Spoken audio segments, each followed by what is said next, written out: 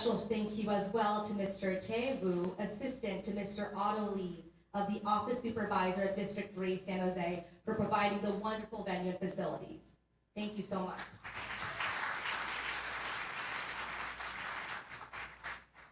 Thank you to all of the amazing family and friends who volunteered, the Mystery Box Band, but also a special thank you to everyone here in the audience who came and attended. We truly appreciate your support. Give yourself a round of applause. Thank you.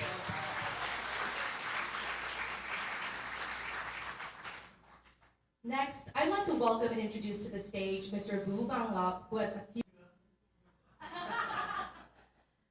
the one Vietnamese phrase I know. Okay.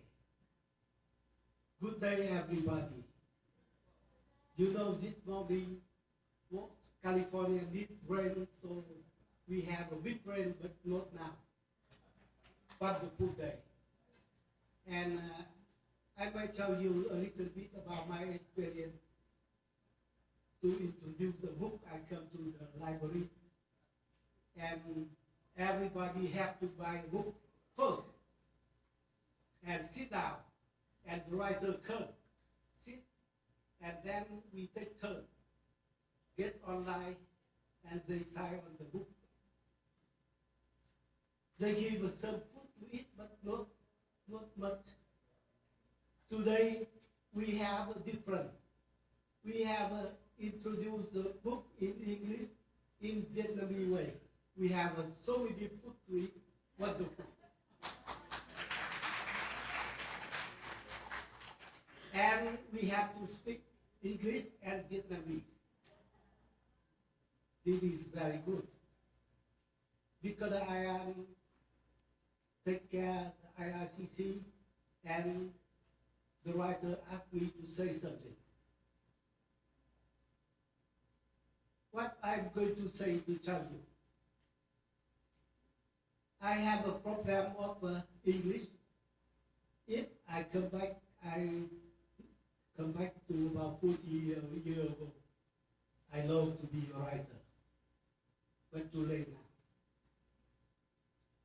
now. I give you some of my difficulty with English.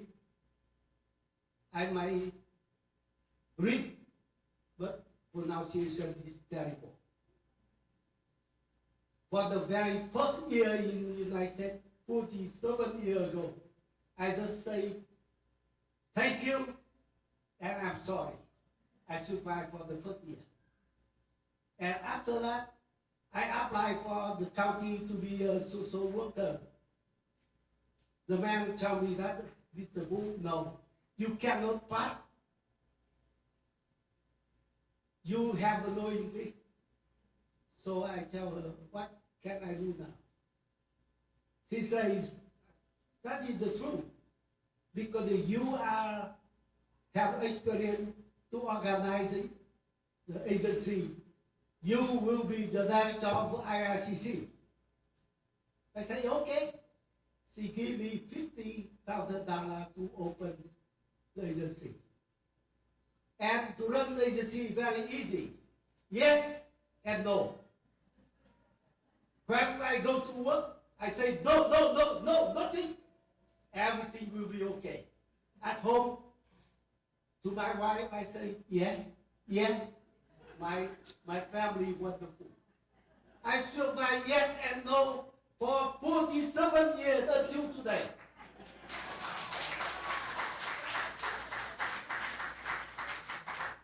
It's easy. So easy. But today I read that book. I love to be a writer. The writer who organized today, wonderful. This is a very good organized for the introduce the book of today. And the name of the book, wonderful. Tôi bước đi, không thấy phố, không thấy nhà, chỉ thấy mưa xa trên màu cờ đỏ. That's excellent. I don't have to explain to you because the writer going to excellent book. But this is the first book. I'm still looking for the second book because the first book, this is a draft. Second one, he He going to tell you about his family, the real family of the boat people, because of our museum, them, the name of the Museum of the Boat People as Republic of Vietnam. So I love to be here today, but I still 1 or 2 years more, we have the second book, the book about the boat people. This is the book I'm waiting for. I'm 90 years old now. I wait for 2 more years for the second book. Now you enjoy the first book. Thank you very much.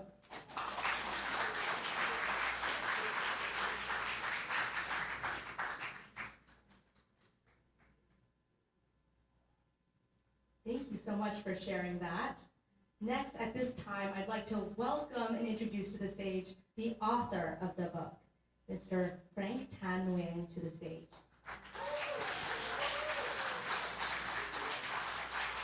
Good afternoon. Thank you, Bang Lam, so much for your kind words and for your lifelong dedication, service, helping the Vietnamese community overseas. I really appreciate it. On the fall of Saigon, April 30th, 75, my sister was with my uncle's family, who was in pilot. The next morning, on the front page of the New York Times, a very well-known newspaper, read a headline: Communists take over Saigon. U.S. rescue fleet is picking up Vietnamese who fled in boats. Below it, there's a photograph of a half-landed helicopter on an aircraft carrier with Vietnamese refugees staggering out on the flight deck. There was my sister. 4 years later, my mom and my 4 younger brothers escaped the country by boat. Their boat was ransacked and the women were raped by the Thai pirates for several times and left out to die at sea with no food, water, nor engine. Fortunately, they were rescued by a French missionary hospital boat, Ligne de Lumière or Con Tàu Ánh Sáng. The story and photographs were featured in the Paris Match, a well-known French magazine. There was my brothers and my mom on that boat, on that picture too. 84, after spending 9 years in labor camps, my dad, a lieutenant colonel of the Army of the Republic of Vietnam, was released and reunited with my brother and his family. They, together with a dozen of relatives and 100 people, tried to make the last escape, attempt by boat. Unfortunately, all were lost at sea. Miraculously, only my dad's body was found washing ashore. How odd was that? When all these things happened to my family. I was only 17 when the communists planted their red flags on my hometown, Saigon. During several escape attempts, I traveled north and south and discovered beautiful parts of my country and people that were not known to me before. I was captured by the secret police. For 4 years, I was held in jails and labor camps, chained and starved. Hopeless, but my love for my freedom, music, memories of my puppy love, my family, and the precious friendship with all other prisoners keep me alive. I literally grew up with thousands of older politicians, military officers, and soldiers. I was finally set free and returned to Saigon in 81.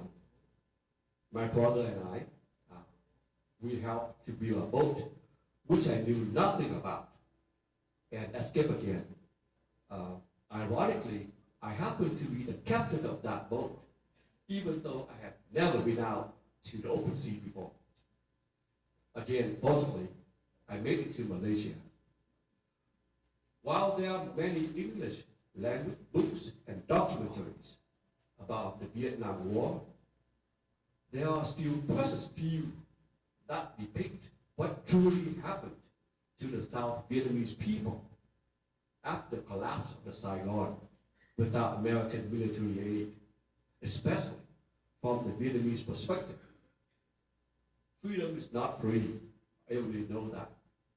2 million Vietnamese civilians, North and South, 250,000 South Vietnam soldiers, more than 57,000 U.S. soldiers died during the Vietnam War, trying to stop the communism led by China, Soviet Union, and with their puppets, North Vietnamese leader who murdered their own 1 million soldiers. After the war's over, the communist government sent at least 500,000 South Vietnamese to hard labor camps as a way of cruel retribution. This book is not about my journey to freedom. The loss of my family are nothing compared to the tragic stories of millions of ordinary Vietnamese people during and after the war. My story is just a simple story of a naive and perhaps romantic Vietnamese teenager and his journey as a small reflection of thousands untold stories, and I'm sure some of you are here today. As the witness of these historical events, I hope this book can serve as an important and timely message to the free world to pay attention to countries struggling with communist regimes commanding the lives of the citizen.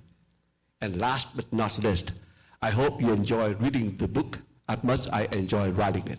Thank you.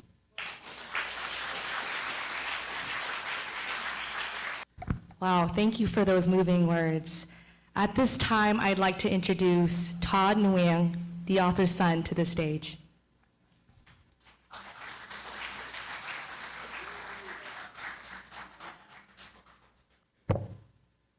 Hello, everybody. I'll be reading an excerpt from this book on page 122 if you'd like to follow along. Or if you have the ebook, it's on chapter 38. Can everyone hear me, by the way? Okay, cool.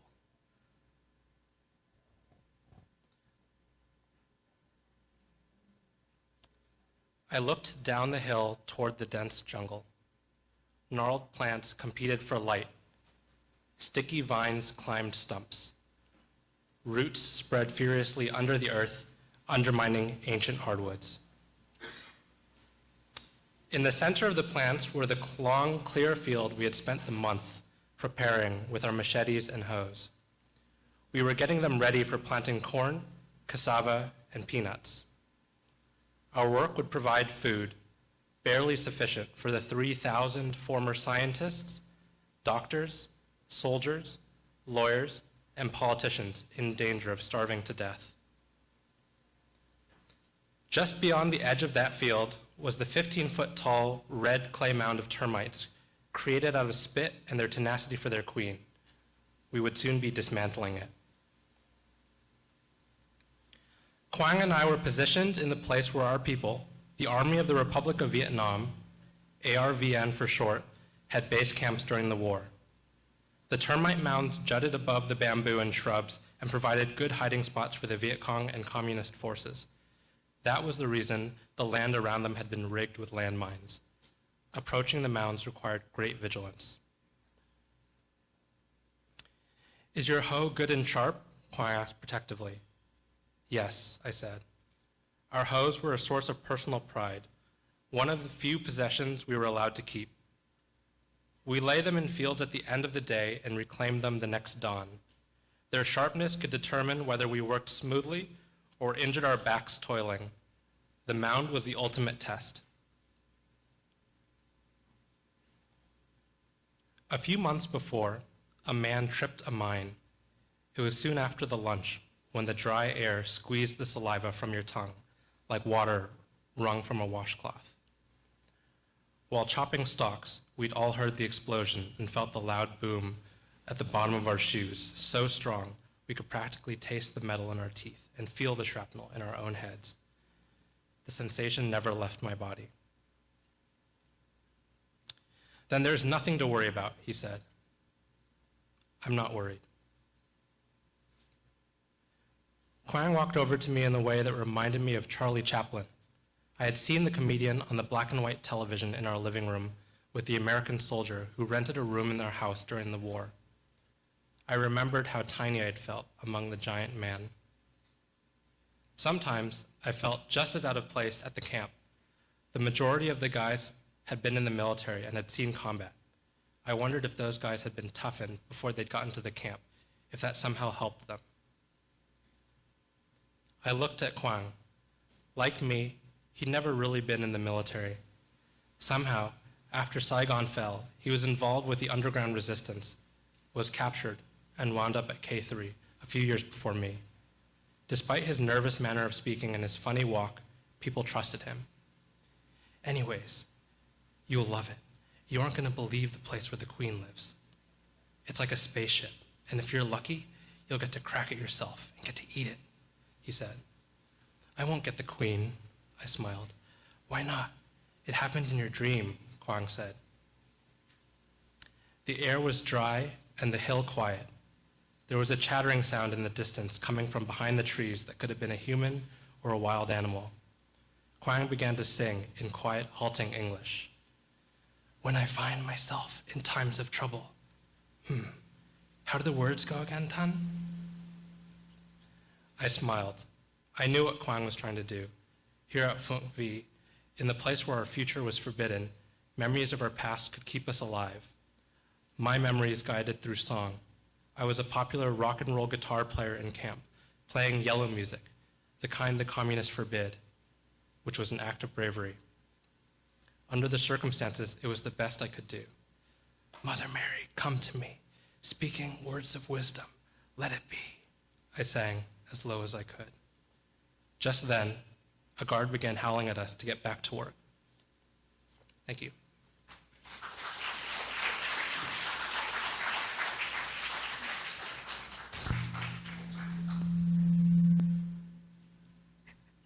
Wow, thank you so much for that beautiful reading, Todd. Let me introduce you next to the mystery. Next up, some crowd interaction coming down here. I'd like to introduce you all to our next special guest, Mr. Pham Phu Nam, for a few words.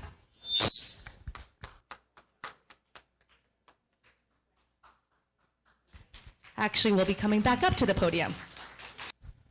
Thank you, thank you. Vâng, tôi xin được tự giới thiệu, tôi là Phạm Phú Nam, là một người bạn của anh Frank và đồng thời cũng là một thành viên của cơ quan IRCC và Việt Museum, là một trong những cơ quan bảo trợ cho buổi ra mắt sách ngày hôm nay. Trước hết tôi xin quý vị cho tôi một tràng pháo tay đặc biệt để ca tụng người tổ chức ra mắt sách ngày hôm nay, anh Frank Nguyễn.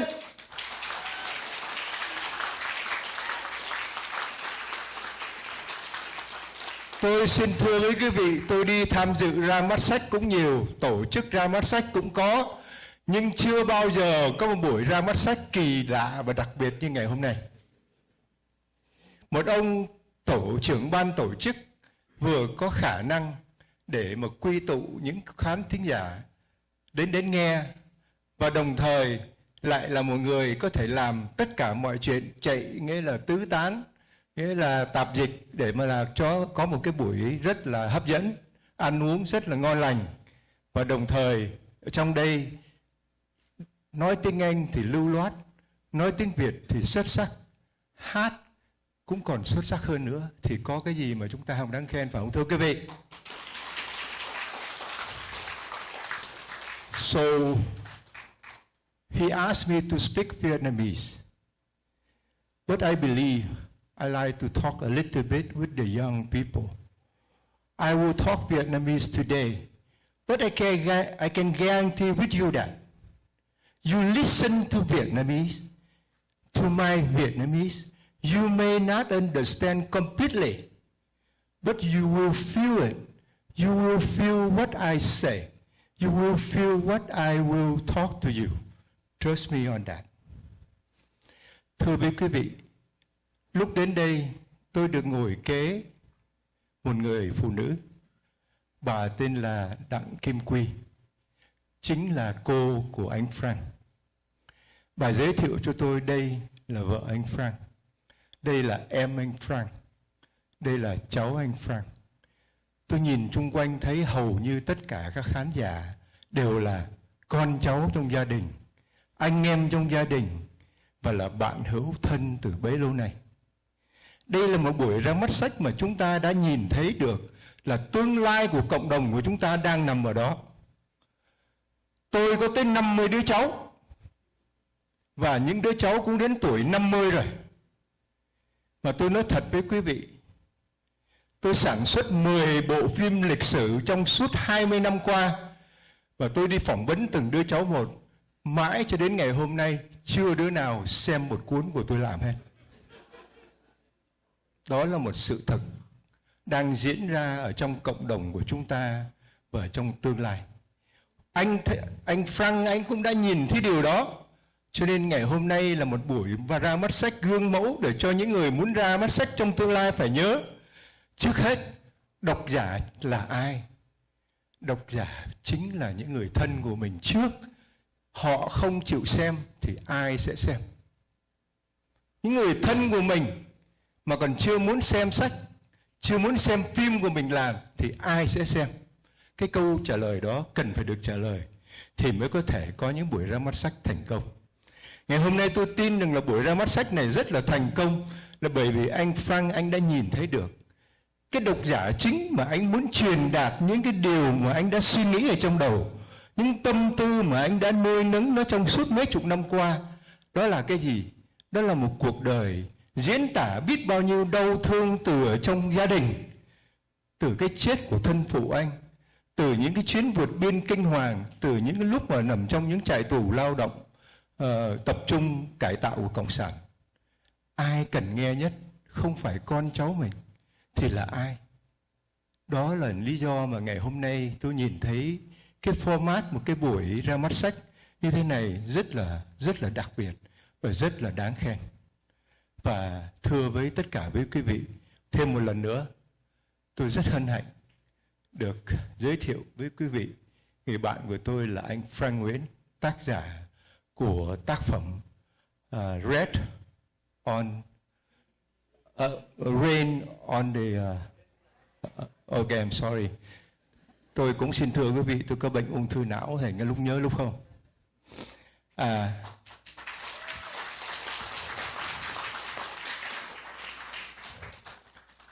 Lúc nãy tôi có nói rằng là tuổi trẻ đó, họ có thể nghe tiếng Việt, họ không hiểu, nhưng họ cảm được.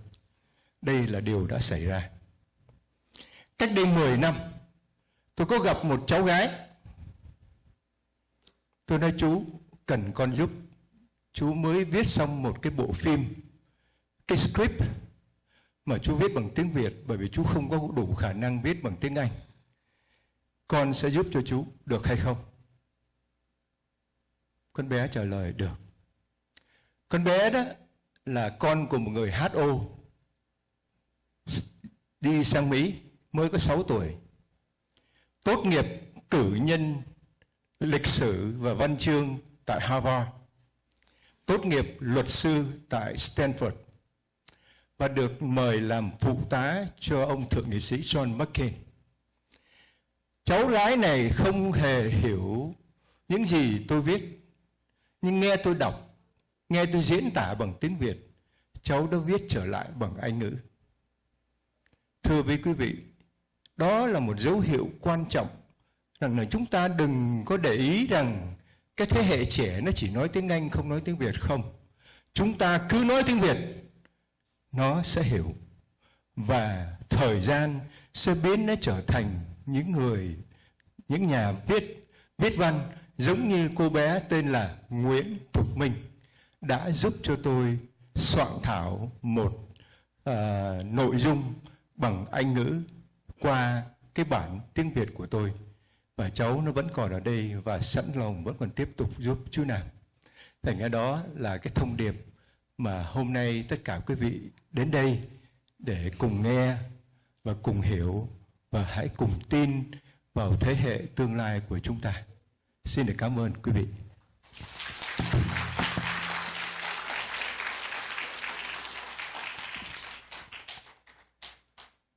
Thank you so much for speaking.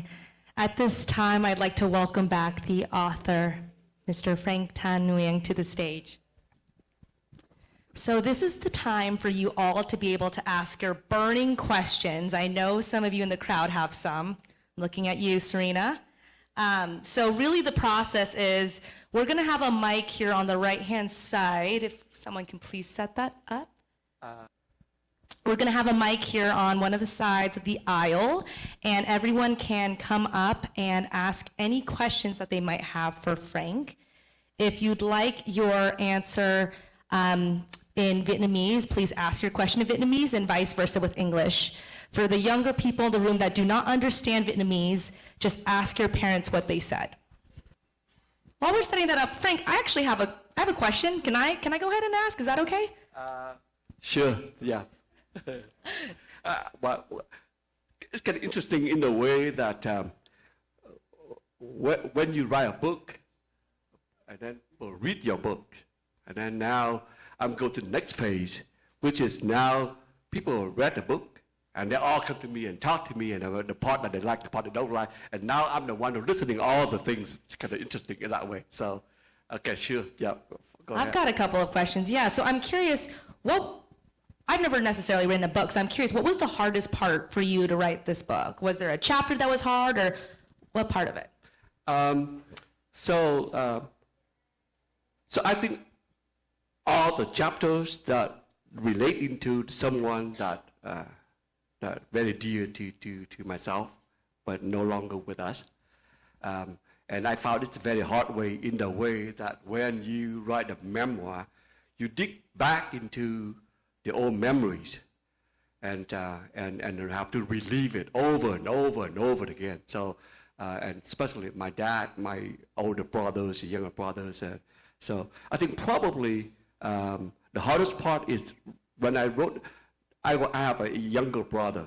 He's like 3 years younger, and he escaped with me. He was a little boy, followed me everywhere, and so when I got caught, and he got in jail too. And I felt like that's my fault, and I have to, I didn't protect him. So every time I wrote, there's a lot of little story in there when we were in jail together, and every time I wrote about that part, it just put back the memories of himself. And actually, that my younger, he lost a few years ago due to the cancer, so it was the hardest part. Oh wow, I actually didn't know that part, so that makes a lot of sense where those emotions came up when you wrote that. Okay, I have a question. Okay. Yes. Trước khi tôi hỏi anh này đó, tôi phải nói cho quý vị biết là khi anh này anh đi, anh là thuyền nhân, anh đi được sang Mỹ rồi. Anh ấy gửi về cho anh ruột của anh này một cái bản đồ mà công phu anh vẽ đường đi chắc ăn lắm.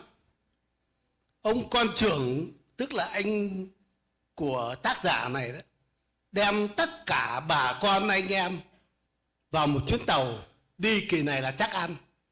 Trong đó có thân phụ của anh này là ông Trung tá Toàn vừa mới được thả tự do năm 86. Cả chuyến tàu đi và không ai biết tin về cái chuyến tàu đó nữa. Cho đến bây giờ, bao nhiêu năm sau, không ai biết cái chuyến tàu đó bây giờ bị những chuyện gì, phong ba bão táp ra làm sao mà bây giờ không có tin tức. Nhưng rồi thì năm 86 ở Ba Chi táp vào có một cái xác của một người đàn ông. Anh nhà quê ở đó mới thấy cái xác, trình báo, mới đi tìm ra xác đó là xác của cha anh Thanh. Trung tá Toàn, giấy tờ còn đầy đủ. Và công an, cảnh sát, các thứ chôn cất anh ấy ở Ba Chi. Đó là cái câu chuyện Và anh này là tác giả của cái bản đồ gửi cho ông anh, chi tiết bảo đảm là đi được hết. Tất cả vợ con, bà con, na họ hàng của ông anh này chết hết. Chỉ có một ông bố mà tại sao xác lại dạt về Việt Nam, trở về Việt Nam. Và anh này sau đó được tin là có xác của bố chôn ở đó, anh ấy trở về. Bây giờ câu hỏi anh làm ơn cho biết, hôm anh trở về anh nhận mộ của ba anh có cảm ý gì? Cái chuyện thì cảm ơn bác Lộc kể câu chuyện phần gia đình.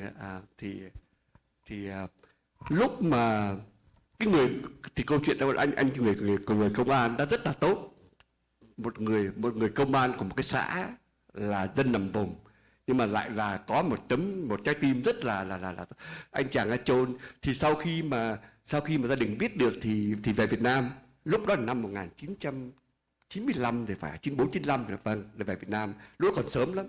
Thì về với một người chị hôm nay có mặt ở đây, chị Hương đó là ha.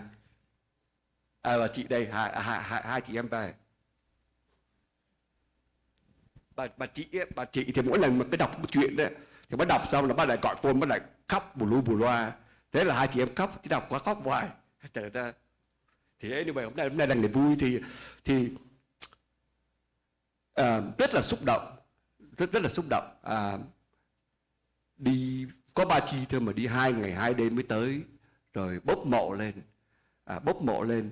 Thì khi bốc mộ lên thì cái cảm giác rất là khó diễn tả, nhưng mà khi mà đào ông già lên thì không rõ là có đúng ông già không. Thì lúc mà họ đào ra thì họ thấy một cái mảnh platinum trong gãy tay, thì lúc biết nhân là ông già.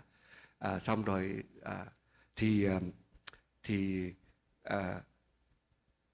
cả gia đình thì mặc dù là biết là mất là đau thương, nhưng mà còn hơn là không biết. Thành thử ra mẹ không về thì đợi thì đốt xác ông già, xong rồi đem về Mỹ lại thì để quàn ở chùa. Sau đó có làm người ta thì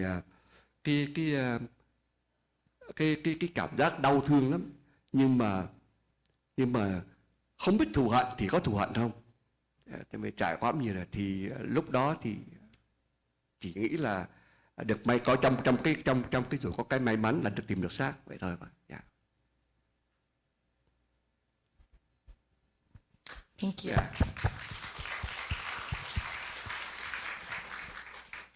Looks like we have two folks over there with some questions. Okay, There's another person in the audience. Okay. No, you go ahead. We'll go first with the person in the audience. Good afternoon. Can you introduce? My name is Phan Quang Tuệ. Okay. I'm one of your fans. Thank you. You mentioned about the Vietnam War documentary by Ken Burns. Right.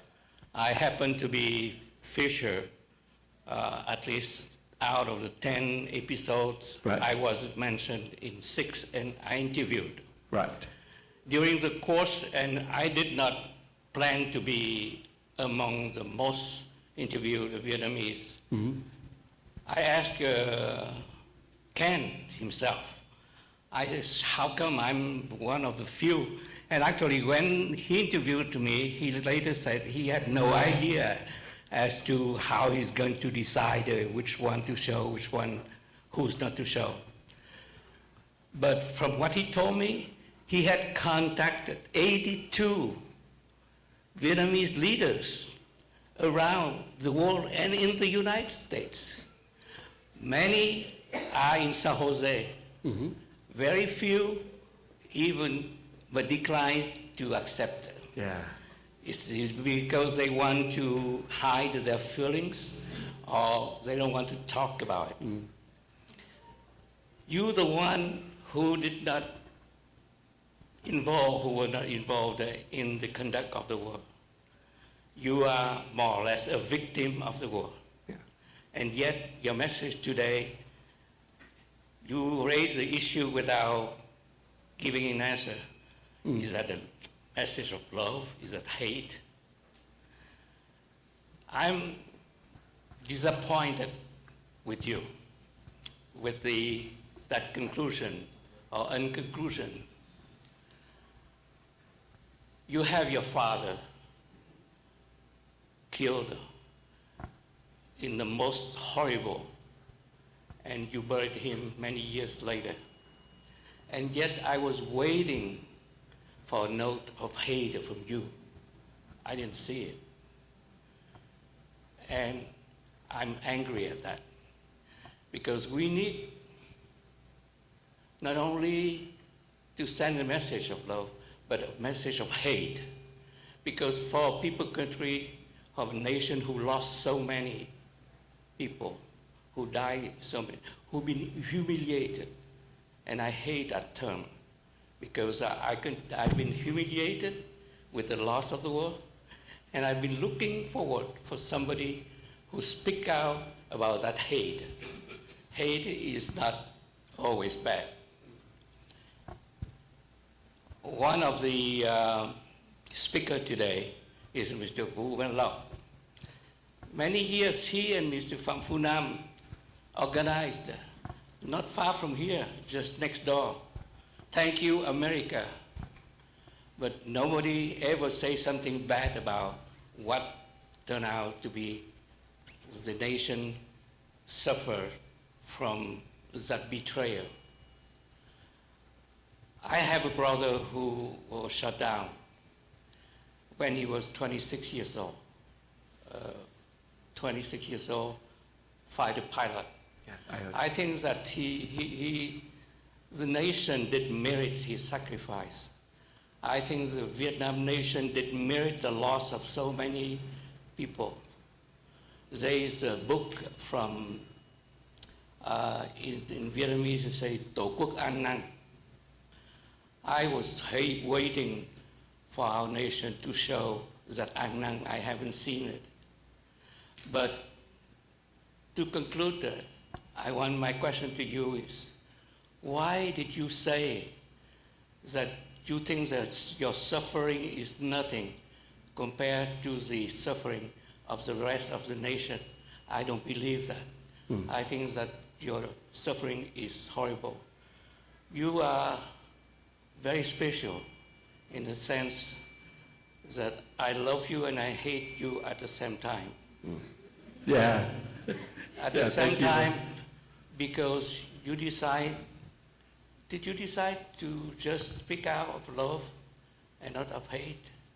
Did you decide to hide your hateful feelings?